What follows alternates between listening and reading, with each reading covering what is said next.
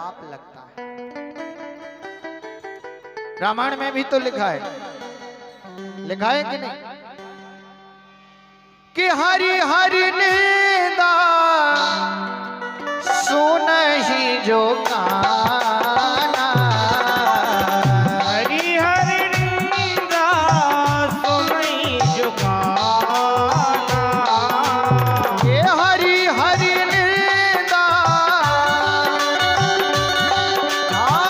हरि हरि निंदा सुनहि जो काना, होए पापे को खाते समाना, होए पापे को खाते समाना,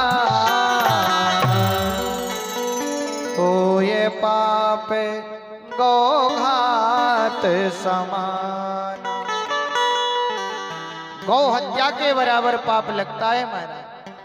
भोले बाबा ने कहा कि यहाँ ठहरना उचित नहीं है। भोले बाबा महाराज उठे और अपने शिवगणों को साथ लिया और कैलाश पर्वत की ओर निकल पड़े।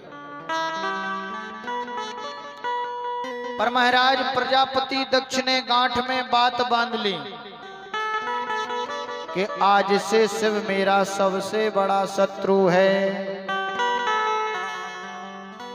और तो और महाराज उसने सारे में कहलवा दिया कि जो शिव से संबंध रखेगा वो भी मेरा सबसे बड़ा शत्रु होगा। पर सुखदेव जी कहते हैं राजन, कालांतर में दक्ष ने कनखल में बहुत बड़ा यज्ञ रखा और महाराज उस यज्ञ में समस्त छोटे से छोटे बड़े से बड़े देवी देवताओं को निमंत्रण भेजा। पर महाराज मेरे भूत भावन भोलेनाथ को कोई निमंत्रण नहीं गया। छोटे से छोटे देवताओं को भेजा। महाराज अब देवता लोग आरूढ़ होकर के विमान पर देवांगनाएं और महाराज उड़ा उड़ा करके आकाश मार्ग से यज्ञ की ओर जाने लगे। अब जरा विचार करो, समस्त देवी देवताओं को पता है कि भोले बाबा को निमंत्रण नहीं दिया। अब चलो भाई, यदि रोड डरो हो तो रोड क्या वो तो कैलाश ही पर्वत पे हो डरो सोते से तो जाने ही पर होते भाई। पर विमान पर बैठे और महाराज जानबूझ करके कैलाश पर्वत के पास से उड़ा के ले जाए देवी देवता। ऐसी खासियत अपनी है। यदि महाराज आपकी और हमारी बुराई है, झगड़ा है, लड़ाई है, और जे भैया तुम्हारे के भी जात और हमारे के भी जाओ, तुम्हारे भी खास और हमारे भी खास। आज तुमने कोई कार्यक्रम किया, इन्हें निमंत्रण दिया, हमें नहीं दिया,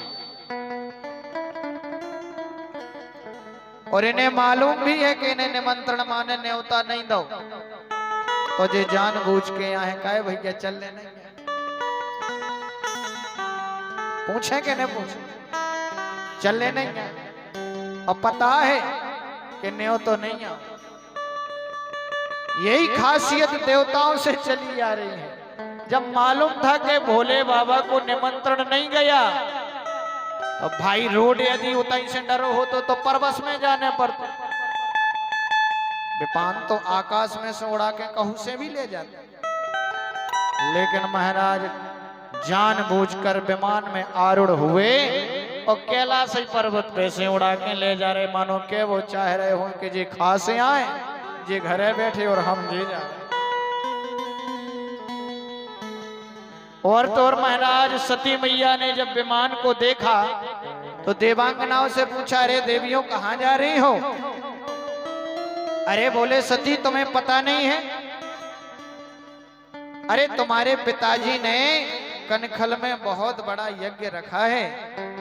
अच्छा हाँ देवी, तो मैं नहीं चलना। सती मैया कहती तुम चलो, हम पीछे पीछे आते हैं। अब उन्हें क्या मालूम था कि निमंत्रण आया कि नहीं आया।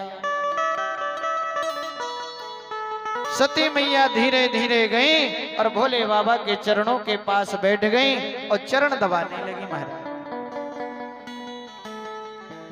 तो जैसी चरण दबाना प्रारंभ किया, भोले बाबा ने कहा देवी क्या बात है।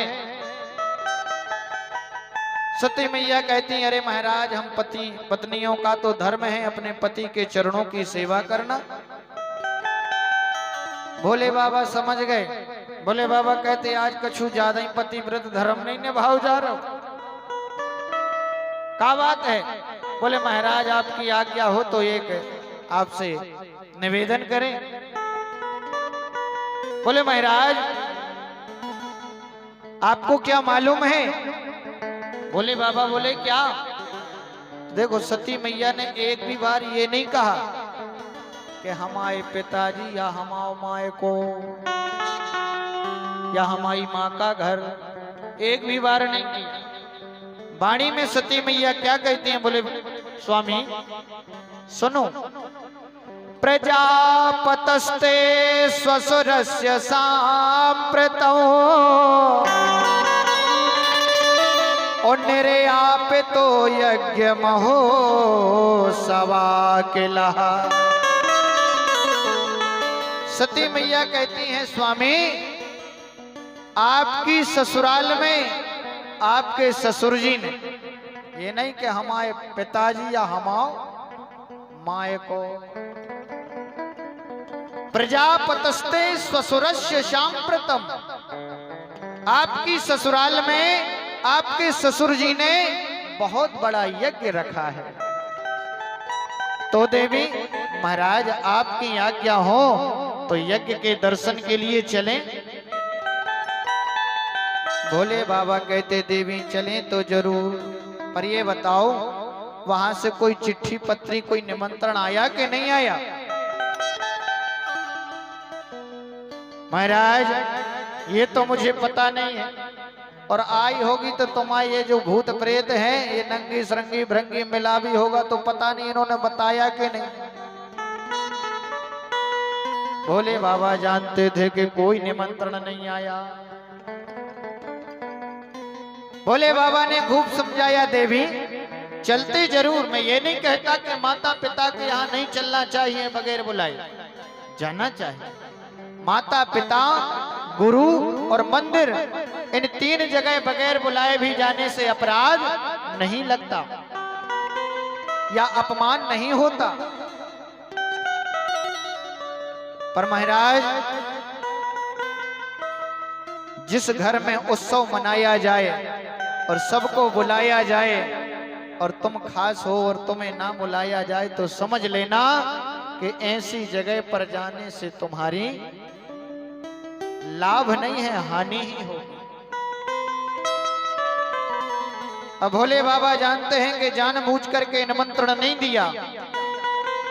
सती मैया को कहते हैं कि देवी यदि माँ बाप के घर बगैर बुलाए जाना पड़े तो चले जाना चाहिए, लेकिन कब, जब वो विपत्ति में हो, कष्ट में हो। सहज में जाने पर कोई पाप नहीं लगता, लेकिन यदि महाराज छोटे से छोटे लोगों को बुला बुला कर निमंत्रण दिया जा रहा है, तुम्हें नहीं दिया जा रहा तो ऐसे स्थान पर नहीं जाना चाहिए। बोलो वृंदावन बिहारी लाल की जय। सती मैया ने बार बार आग्रह किया, अंत में भोले बाबा को बताना पड़ा देवी निमंत्रण इसलिए नहीं आया क्योंकि तुम्हारे पिताजी जो हैं हमसे महाराज द्रोह रखते हैं। क्यों? थोड़ा सा सभा में मैं खड़ा नहीं हो पाया, पर मैंने तुम्हारे पिता को हृदय से प्रणाम किया था, पर उस प्रणाम को वो समझ नहीं पाए, अपना अपमान समझ बैठे और मुझसे द्वेषता रखे। इसलिए देवी मैं नहीं जाने वाला, क्योंकि यद्यपि विरोध है माने जहाँ कोई ओ तहाँ गए कल्याण ना होई। तलब विरोध मन जहाँ कोई तहाँ गए कल्याण न होई। तदपि विरोध माने जहाँ कोई तदपि विरोध माने जहाँ कोई तदपि विरोध माने जहाँ कोई कहाँ गए कल्याण ना होई। कहाँ गए कल्याण न होई।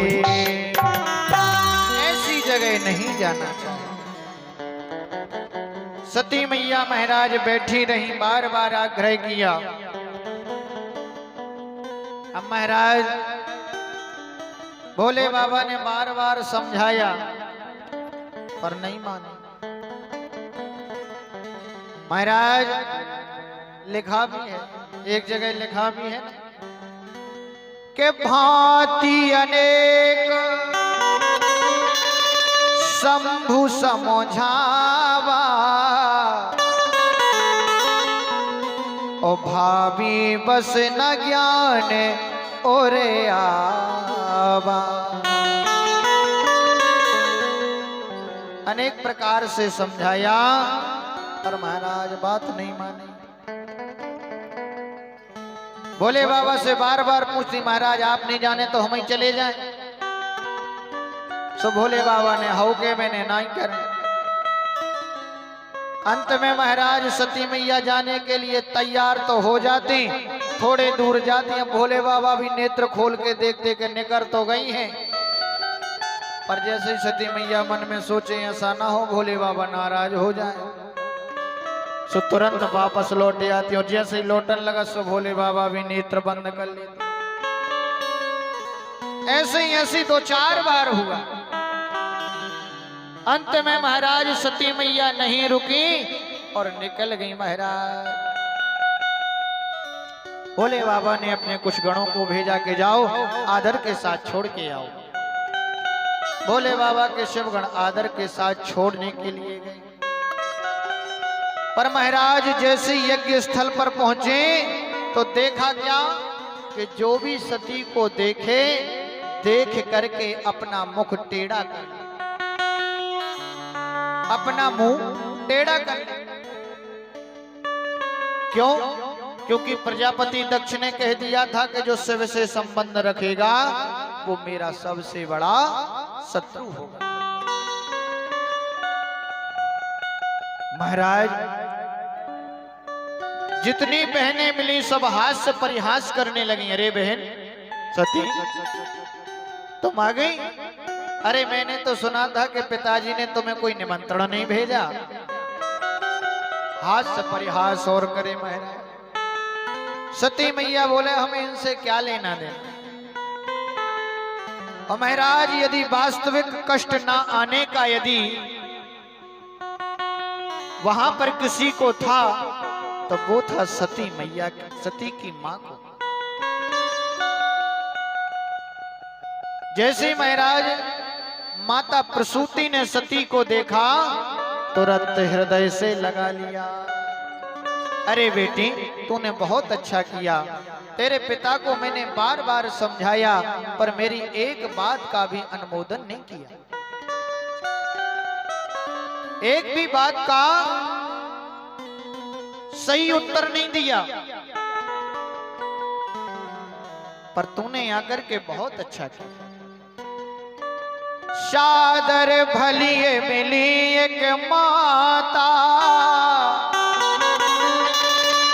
ओ भगनी मिली बहुत मुस्कान।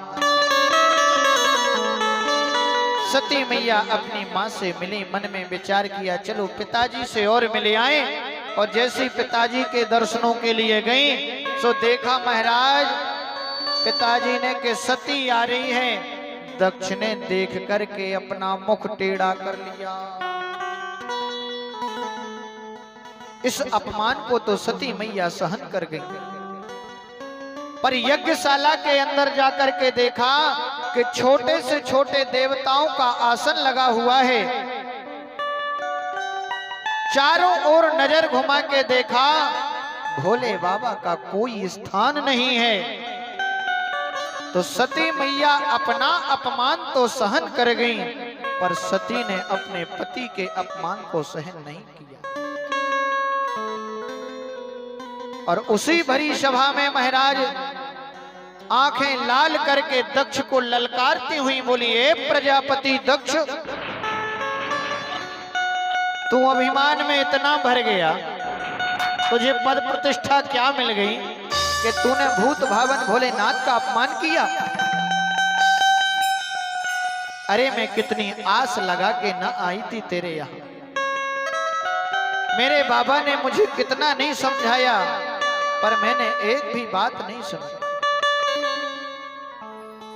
अब मैं क्या मुख लेकर के जाऊंगी अपनी स्वामी के पास, और वो कहेंगे अरे आओ दाक्षायणी मेरे बगल में बैठो, तो मैं क्या मुंह लगा करके बैठूंगी। बड़ी आस लगा के तेरे पास आई थी और तूने बाबा का अपमान किया है, तेरा ये दिया शरीर है, अब आज से इस शरीर से महाराज भोले बाबा से भेंट नहीं होने वाली।